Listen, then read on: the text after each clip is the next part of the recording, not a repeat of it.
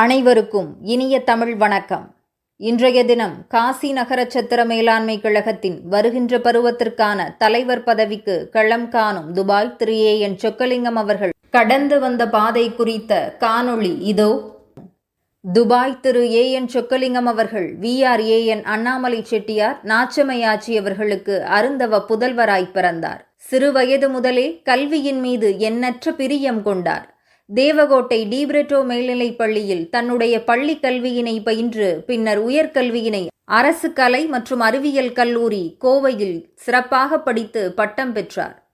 Banking செக்டரை முதலில் தேர்வு செய்த இவர் பேங்க் ஆஃப் மதுராவில் தன்னுடைய பணியினை தொடங்கினார்.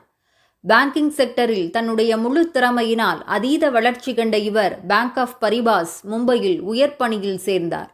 இவர் பணியில் சேரும் பொழுது 2 கிளைகள் தான் இருந்தது. பேங்க் ஆஃப் பரிபாஸ் 2 கிளைகளிலிருந்து 10க்கும் மேற்பட்ட கிளைகளாக விரிவடைந்ததற்கு திரு துபாய் ஏ.என். சொக்கலிங்கம் அவர்களின் பங்களிப்பு வியக்கத்தக்கது. பின்பு 2007இல் துபாய் மாவரிட் ஃபினான்ஸ் என்ற நிறுவனத்தில் மிகப்பெரிய பொறுப்பான அசிஸ்டன்ட் CEO என்ற நிலை வரை உயர்ந்து தான் தேர்ந்தெடுத்த துறையில் கோலோச்சி அனைவருக்கும் முன்மாதிரியாக திகழ்ந்தார். பின்பு தன்னுடைய கெரியரில் எம்ப்ளாயி என்ற நிலையிலிருந்து ஆந்திரப்ரனராக உயர்ந்தார். இது அவ்வளவு எளிதானது அல்ல. மிக கடுமையான உழைப்பும் நேர்த்தியான சிந்தனையும் இருந்தால் மட்டுமே இந்த மாற்றம் வெற்றிக்கனியை தரும். 2005இல் காம்பாக்ட் ஸ்பின்னர்ஸ் பிரைவேட் லிமிடெட் எனும் நிறுவனத்தை தொடங்கி அந்த நிறுவனமானது ஸ்பின்னிங் துறையில் மாபெரும் சாதனைகளை படைத்தது என்பது அனைவரும் அறிந்ததே. இதனைத் தொடர்ந்து அயல் நாட்டில் பட்டம் பெற்ற தன்னுடைய மகன் திரு அண்ணாமலை அவர்கள் தொழில்நுட்பத்தின் மீது மிகுந்த ஆர்வம் கொண்டிருந்தார். அவரை ஊக்குவிக்கும் விதமாக ஆன்சிட் கன்சல்டிங் என்ற நிறுவனத்தை திண்டுக்கல்லில் தொடங்கினார். இன்று அந்நிறுவனம் உலகின் பல்வேறு இடங்களில் பல கிளைகளோடு சிறப்பாக செயல்பட்டு வருகின்றது என்பது குறிப்பிடத்தக்கது. நாம் படித்தோம், நல்ல பணி செய்தோம், பிறகு தொழில் முனைவோராக மாறினோம், வாழ்வில் வெற்றி பெற்றோம் என்று இல்லாமல் சமூகத்தின் மீது அக்கறை கொண்டு எண்ணற்ற நற்பணிகளை தொடங்கினார். ஆம், குறைந்த கட்டணத்தில் அனைவரும் பயன்படுத்தும் விதமாக சோனா திருமண மண்டபம் ஆராவயலில் தொடங்கினார். பின்பு தன் தந்தை பெயரில் VRAN அண்ணாமலை செட்டியார் மண்டபத்தை ரெட்டியார் சத்திரத்தில் தொடங்கினார்.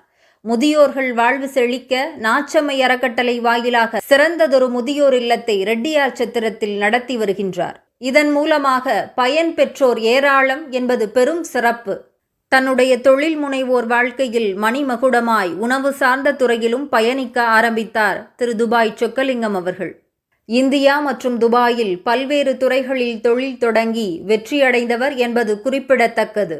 பின்பு நம்முடைய தலைவர் வேட்பாளர் அவர்கள் கல்வியின் மீது சிறு வயது முதலே அக்கறை கொண்டிருந்ததால் தாராபுரத்தில் இந்திரா காந்தி மெட்ரிகுலேஷன் பள்ளியை 2015ஆம் ஆண்டு முதல் நிர்வகிக்க ஆரம்பித்து 150 மாணவர்களுடன் இருந்த பள்ளியினை இப்பொழுது 650க்கும் மேற்பட்ட மாணவர்கள் பயிலும் உயர்தர பள்ளியாக மாற்றியிருக்கின்றார். 2017ஆம் ஆண்டு IBCN என்னும் உயர்ந்த மாநாட்டினை துபாய் நாட்டில் தலைமையேற்று நடத்தி அனைவரது பாராட்டுக்களையும் பெற்றவர். 2023ஆம் ஆண்டு தேவகோட்டை கந்தசஷ்டி விழா கழகத்தின் தலைவராக தேவகோட்டை வாழ் நகரத்தார் பெருமக்களால் ஒருமனதாக தேர்வு செய்யப்பட்டு தேவகோட்டை கந்தசஷ்டி விழா கழகத்தின் செயல்பாட்டினை அடுத்த கட்டத்திற்கு எடுத்துச் சென்று வெற்றியும் கண்டார் என்பது அனைவராலும் போற்றப்பட்ட தனிச்சிறப்பாகும். அனைத்து நல்ல காரியங்களுக்கும் நன்கொடை வழங்கி சமூகத்தின் வளர்ச்சிக்காக அனுதினமும் சிந்திப்பவர் நம்முடைய துபாய் திரு ஏ.என். சொக்கலிங்கம் அவர்கள் என்பது பாராட்டுக்குரியது. மனிதகுல வாழ்க்கையின் அடிப்படையான உணவு, உடை, உறைவிடம் மற்றும் கல்வி என அனைத்து துறைகளிலும் பயணித்து வெற்றியடைந்த தகைசால் ஆளுமை நம்முடைய தலைவர் வேட்பாளர் என்பது நனிசால் உண்மை. இவ்வளவு ஆண்டுகால லீடர்ஷிப், ஐடியேஷன் மற்றும் எக்ஸிகியூஷன் ஸ்கில்ஸில் ஆழ்ந்த அனுபவம் கொண்ட நேர்மையின் உருவம், அறத்தின் வடிவம் திரு துபாய் ஏ.என். சொக்கலிங்கம் அவர்கள் பற்றிய இந்த அறிமுக குரலொளியை தங்களிடம் சமர்ப்பிப்பதில் நகரத்தார் நண்பர்கள் பெரும் மகிழ்ச்சியடைகின்றோம்.